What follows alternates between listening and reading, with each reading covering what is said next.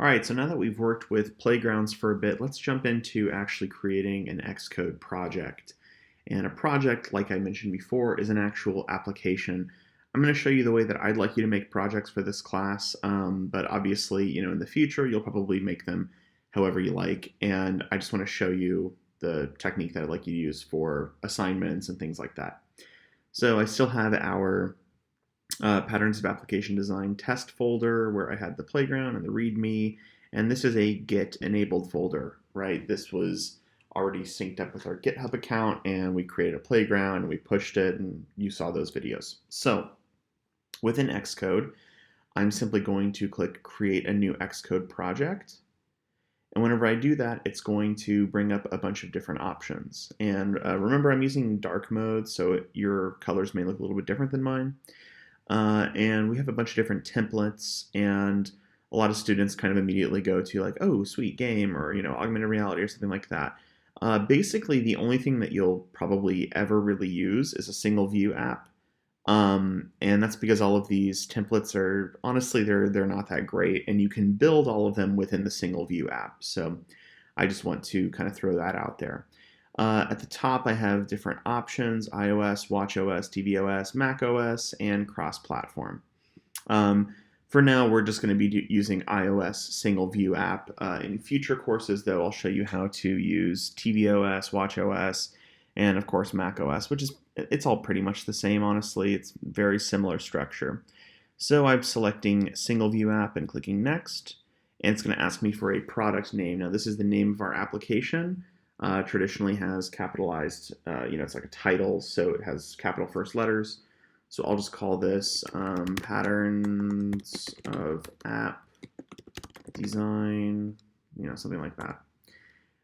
The team, you may not have a team, that's fine if it says none, and then organization name should be your name unless you own an LLC, and then your org identifier should be basically a reversal of a domain that you own. So my portfolio website that I use, although it hasn't been updated in a long time, is CameronBuckley.org.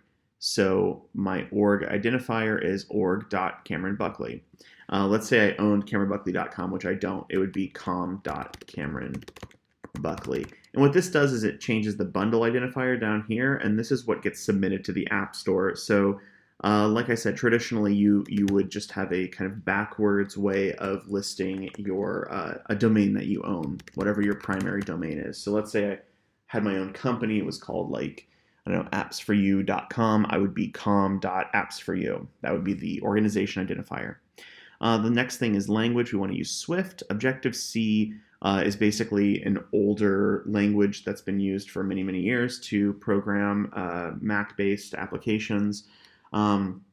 Swift is basically the updated new version, that has its own quirks and complexities, but is much easier to learn than Objective-C.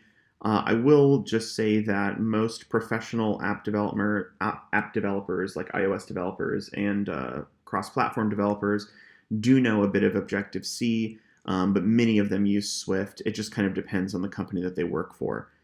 So in this class, we're going to be using Swift.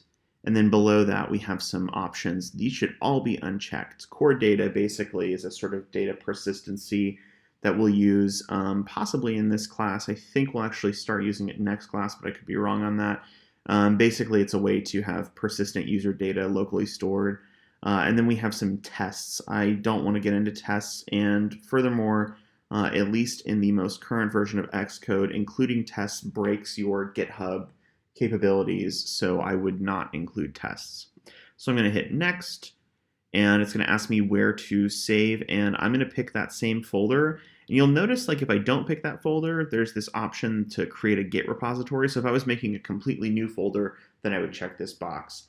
But since I'm already using a folder that has it's Git enabled, if I go into it, it'll gray that out, and it'll say it already contains a Git repository. There's some option, or that is the option, sorry, and we can hit create, and I can see it made a little folder in that folder that I have. I'm just going to kind of move this aside and talk about the contents of this folder. So we have our app's name that we already determined within our application, and that's the name of the folder. And within that folder, we have a .xcode proj file, which is the actual project file. If I open that with Xcode, I'm going to get exactly what I get here. And then along with that, I have an accompanying folder. And within that folder, I have a bunch of different assets. There's a .swift file, which is basically your default code. There's usually two .swift files. There's an app delegate and a view controller. You have an XC assets folder and a bunch of other things. It's very, very important that we don't rename or move any of these things around. We're going to be pushing all of this stuff to GitHub anyways, so you want to keep it consistent across the board. So I'm just going to close out of that and go back to Xcode, and we're going to talk a little bit about the Xcode interface in the next video.